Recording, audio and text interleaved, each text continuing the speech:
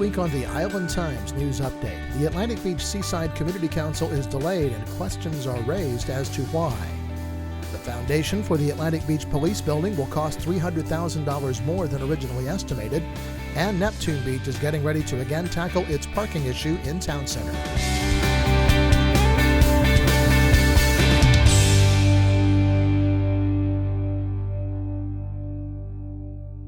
Welcome to the Island Times News Update. I'm Tom Patton. Atlantic Beach Mayor Carolyn Woods asked for and got a postponement of the second and final read on her proposed Seaside Community Council, and one member of the commission suggested that the postponement was because the proposal would not pass because Commissioner Mark Beckenbach did not attend the meeting. After the meeting, there were questions about whether the commission followed proper procedures for the vote.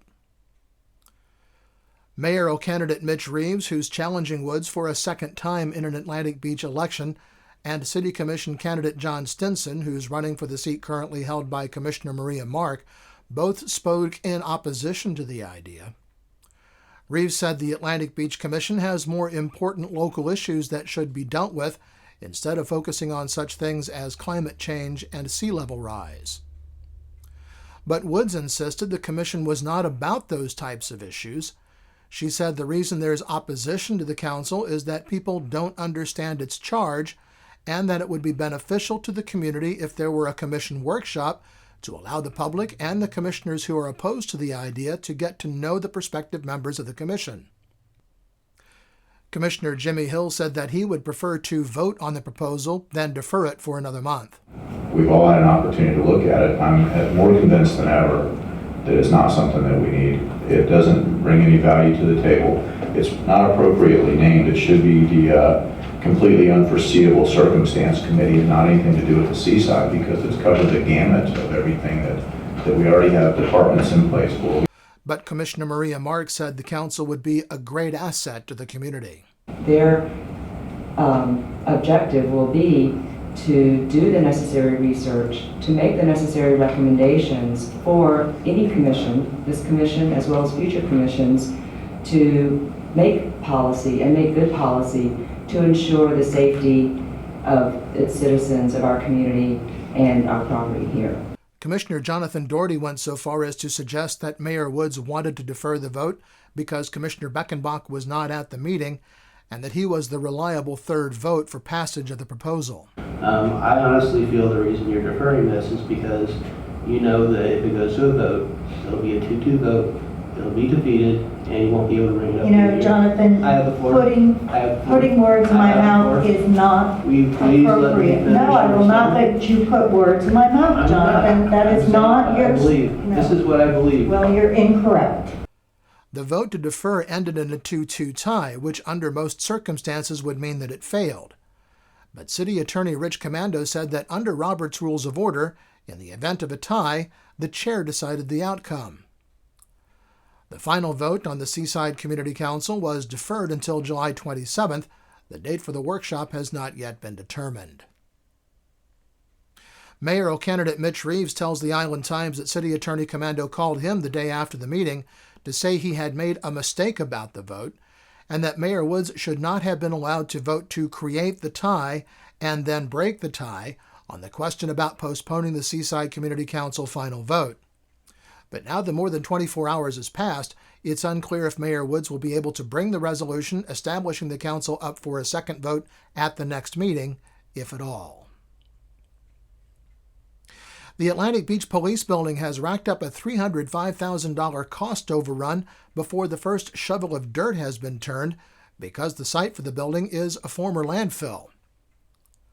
City Manager Nelson Van Leer told the Atlantic Beach City Commission Monday night that the construction manager working on the plans for the building had told him that a special foundation would be needed that would cost $305,000 more than had been originally anticipated. The alternative to doing that is to go back to the architect and ask them to shrink the building, downscale the building to compensate for the additional funds that are needed.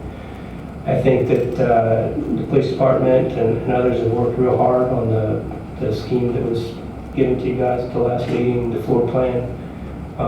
It's built for today and the future. It's took quite a while to figure out how to put everything they needed into that design. I would personally recommend that they go ahead and fund the required amount for the foundation. Commissioner Jimmy Hill asked if it would be possible not to build on the north side of the building, where the worst of the landfill ground was located. If you found that there's reasonable bores and there's enough density in the soil on the front side, I'd rather put more of our chips into that and drive that price back down. And I suspect that's what they're going to find. Even with the cost overrun, Mayor Carolyn Woods pointed out the price tag for the building is far less than the original estimate for the building several years ago. Van Leer said that building codes have changed since the existing building was constructed, and at the time the foundation that was built met code, but now additional concrete piers are necessary to be sure the weight of the building would be supported on the soft ground of the former landfill. The commission directed Van Leer to get more information from the architect and the construction manager about the possible options to see if that cost can be brought down. He said he would have that information by the next meeting. The Neptune Beach City Council will hear from Rad Lovett and Christy Pecci of South Coast Capital at their workshop meeting on Monday night. The company is the developer of much of the Neptune Beach portion of the beach's town center.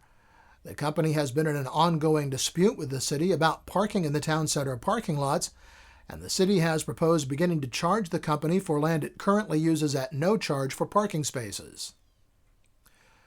When the area was first being developed, South Coast Capital was given use of the city easement to make the deal work, but that was 23 years ago. And with parking becoming such an issue in Neptune Beach, some on the council feel the company should pay $2,435.76 per month for the portion of its parking lot that is on city property.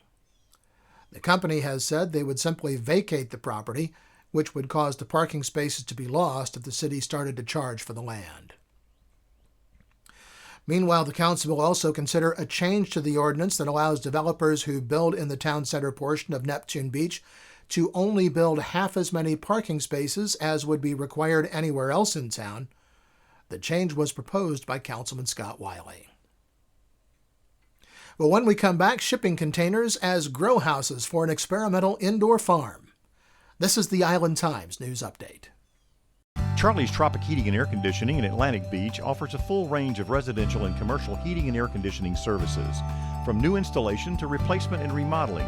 Charlie's Tropic Heating and Air Conditioning can keep your home comfortable year-round, and they offer preventive maintenance contracts to keep your system running at peak efficiency.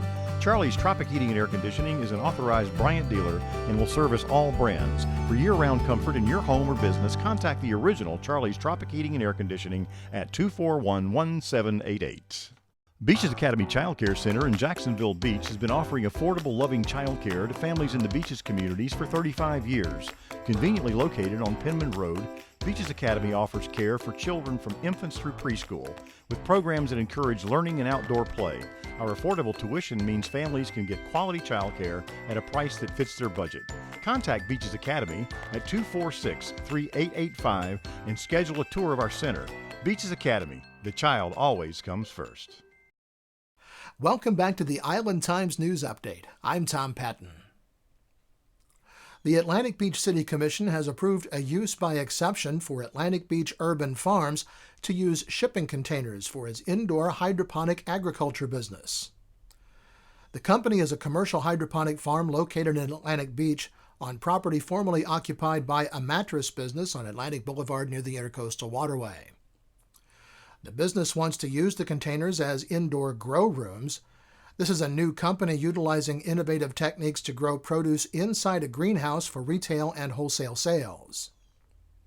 Commissioner Jimmy Hill expressed concerns that granting the exception would lead other businesses to ask for exceptions to the city codes to use shipping containers as a cheap solution to storage. He also said if the structures were permanent, it would alleviate many of his concerns.